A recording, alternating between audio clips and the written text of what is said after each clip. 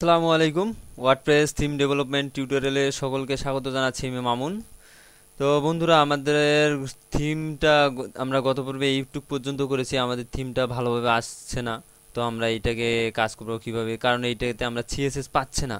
CSS না পাওয়ার কারণটা হচ্ছে এইটুক, যেমন আমরা দেখি, একটু লক্ষ্য করি, আমরা চালু করছি কোনটা, আমাদের লোকাল হোস্ট থেকে মামুন, এর মাঝে যেহেতু আমরা কোনো পেজ দেইনি, জাস্ট বাই ডিফল্ট সেই ইন্ডেক্স ডট পিএসপি নামে পেজটাকেই ওপেন করছে, ইন্ডেক্স ডট পিএসপি। কিন্তু আমাদের থিমটা আসলে কি ইন্ডেক্স ডট পিএসপিতে আছে? আমরা একটু লক্ষ্য করি, আমাদের সি ড্রাইভে যাই, সি ড্রাইভে এইচটি ডক্স মামুন, এইটা হচ্ছে আমাদের ওপেন করছি আমরা এই index dot PSP, index dot PSP. কিন্তু আমাদের থিমটা কোথায় আছে? আমরা ডাব্লুপি কন্টেন্টে থিম এবং আমাদের থিম নেম, এখানে সিএসএস আছে। তো আমরা আমাদের থিমের একটু সোর্স করে যাই, ভিউ পেজ সোর্স করি, তাহলে দেখি আমাদের এখানে স্টাইল ডট সিএসএস আসছে।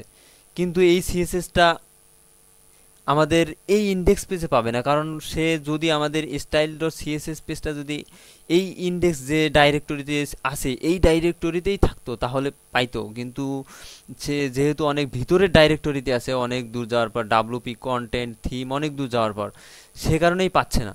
তো আমাদের এইটাকে ডাইনামিক করে দিতে হবে যেন আমাদের থিম থেকে নিয়ে নেয়। সেজন্য আমাদের জাস্ট এইচটিএমএল কোডে কিছু কাজ করতে হবে। এই যে আমাদের এইচটিএমএল পেজ, এই জায়গায় আমাদেরকে একটু ফন্টগুলো বড় করে দেই। ওকে, এই জায়গায় আমাদেরকে পিএসপি কিছু কোড লিখতে হবে। পিএসপি শুরু করলাম, জাস্ট একটা function.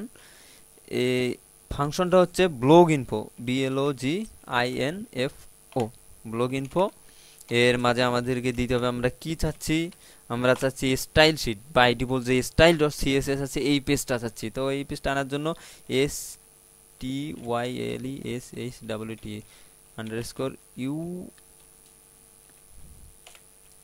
URL, style sheet URL. তো আমরা সেভ দিয়ে দেখি আমাদের কাজ হচ্ছে কিনা। ওকে, হয়ে গেছে, আমাদের স্টাইল ডট সিএসএস পাচ্ছে, কিন্তু আমাদের একটু সমস্যা আছে। তবুও সমস্যা হচ্ছে, সেইটা হচ্ছে আমাদের ইমেজগুলো পাচ্ছে না, কারণ আমরা ইমেজগুলোকে ডাইনামিক করিনি। এখন যদি আমরা এটার পেজ সোর্স দেখি, তাহলে দেখুন, লক্ষ্য করুন আমাদের স্টাইল ডট সিএসএস এ আসছে কিভাবে, স্টাইল ডট www.htp:// তারপর আমাদের লোকাল হোস্ট। এটা ডাইনামিক্যালি যদি এইটুক যদি আমরা ওয়েবসাইটে হয় তাহলে আমাদের ওয়েবসাইট চলে আসবে, তারপর ডাব্লুপি কন্টেন্ট থিম এবং থিম নেম, তারপর থেকে এই স্টাইল ডট সিএসএসটা আসছে। এই কারণেই পাচ্ছে কি, সেম আছে আমাদের ইমেজের ক্ষেত্রেও, আমাদের ইমেজগুলো ওই রকম, জাস্ট আমাদের এই ডাইরেক্টরিটাই খুঁজছে, কিন্তু আমাদের ডাইনামিক্যালি ডাইরেক্টরিটা অ্যাড করে দেয়া লাগবে। তো সেজন্য আমাদেরকে জাস্ট ইমেজের এখানে একটু কোড লিখতে হবে। তো আমরা এইটাতে লিখি, আমাদের প্রথমে জাস্ট লোগোর এখানে লিখি PSP gate template directory URI। ওকে, এবং এই ফাংশনটাকে ইকো করতে হবে। এখন আমরা দেখি, সেভ করে দেখি, অবশ্যই হওয়ার কথা। অবশ্যই কোথাও কোনো ভুল হয়ে গেছে, দেখি আমরা চেক করে দেখি সমস্যা কি। ওকে, সরি, এখানে আমরা স্ল্যাশ দিতে ভুলে গেছি। এখানে অবশ্যই স্ল্যাশ দেওয়া লাগবে, কারণ এইটা রিটার্ন করবে হলো আমাদের ডাইরেক্টরিটা, এবং তার সঙ্গে স্ল্যাশ এবং ইমেজ এবং লোগো ডট পিএনজি। তো এখন লোড দিয়ে দেখি, অবশ্যই হবে। ওকে, হয়ে গেছে। তো এই বিষয়টা একটু বুঝতে চেষ্টা করি, কারণ এখানে একটু আমরা পার্থক্য লক্ষ্য করছি। আমরা এখানে দুইটা ফাংশন ব্যবহার করলাম, একটা হচ্ছে blog info style sheet URL, এবং আর একটা ব্যবহার করলাম গেট টেমপ্লেট ডাইরেক্টরি ইউআরআই। এখানে এইটার দ্বারাই আমরা আনছি জাস্ট পুরা ডাইরেক্টরিটা নিয়েছি, আমাদের এইটুক ছাড়া। দেখে একটু লক্ষ্য করি, আমরা যদি এইটাতে দেখি, ভিউ পেজ সোর্স করি, আমাদের লোগো, এই যে লোগো, এইটাতে আছে এই চেনা জানা পর্যন্ত, মানে local host slash Mamun slash WP content slash theme slash চেনা জানা, সে আমাদের যে ফুল ডাইরেক্টরিটা আছে সে এইটুক রিটার্ন করছে। এবং কিন্তু আমরা স্টাইল শিট দেওয়ার কারণে এখানে পুরা স্টাইল ডট সিএসএস ফাইলটা আছে, এইটার সে আছে, সেজন্য আমরা এটা দেখছি। এবং এই ক্ষেত্রে আরেকটু লক্ষ্য করি, আমরা এটাকে কিন্তু ইকো করি নাই, এই ফাংশনটাকে ইকো করিনি, কিন্তু আমাদের এই ফাংশনটাকে ইকো করতে হয়েছে।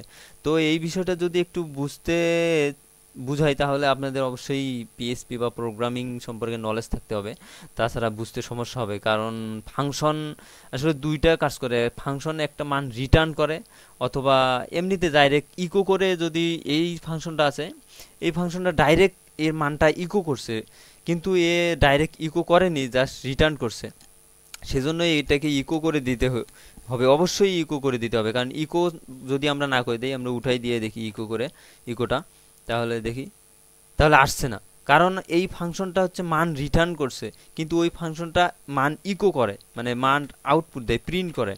সেজন্য অবশ্যই আমাদেরকে এখানে ইকো চিহ্ন দিতে হবে। এবং এইটা মুখস্থ করার তেমন বিষয় না, যদি দেখে অনেক কঠিনও মনে হতে পারে, যদি পিএসপি না জানা থাকে বা কোনো প্রোগ্রামিং নলেজ না থাকে, তাহলে একটু দেখে আননোন মনে হবে যে কি এগুলো। তবে ওইগুলো এতটা জটিল ভাবার দরকার নাই, জাস্ট কপি পেস্ট জানলেই হবে। আমরা এগুলো আমাদের প্রত্যেকটা এক্সারসাইজ ফাইলে দিয়ে দেব। তো এখান থেকে আমরা কপি করে এটা কপি করে আমাদের যত ইমেজ আছে, এখানে আমাদের সোশ্যাল আইকনগুলো আছে, আমরা প্রত্যেকটাতে দিয়ে দিই। তবে অবশ্যই লক্ষ্য রাখতে হবে আমাদের যেন স্ল্যাশটা না মিস না হয়, অবশ্যই স্ল্যাশটা ব্যবহার করতে হবে। স্ল্যাশটা যদি আমরা না ব্যবহার করি তাহলে সমস্যা হবে। আমাদের প্রত্যেকটা ইমেজেই আমাদের এই কোডটা দিতে হবে। তো আমরা প্রত্যেকটা ইমেজেই দিয়ে দিই, যেখানে যেখানে আমাদের ইমেজ আছে। এভাবে যদি আমরা প্রত্যেকটা ইমেজে দিয়ে দিই, তাহলে আমাদের প্রত্যেকটা ইমেজ সুন্দরভাবে আসবে। এবং এগুলো স্ট্যাটিক ইমেজেই আসে অবশ্য। পরবর্তীতে আমরা যখন ওয়ার্ডপ্রেসের কাজ করব এবং ওয়ার্ডপ্রেসে এই বিষয়গুলোকে ডাইনামিক করব, এই ইমেজগুলো আমরা ডাইনামিক্যালি আমাদের ওয়ার্ডপ্রেস থেকে নিয়ে আসব। দেখি আর ইমেজ কোথায় আছে। ওকে, এখানে দিয়ে দেই। নিচে আমরা এগুলোকে প্রত্যেকটাতে দিয়ে দেই, জাস্ট কপি পেস্ট করে দেই। যেহেতু আমাদের পেজটাতে আসলে অনেক ইমেজ আছে, সেজন্যই বেশি করে দেয়া লাগছে।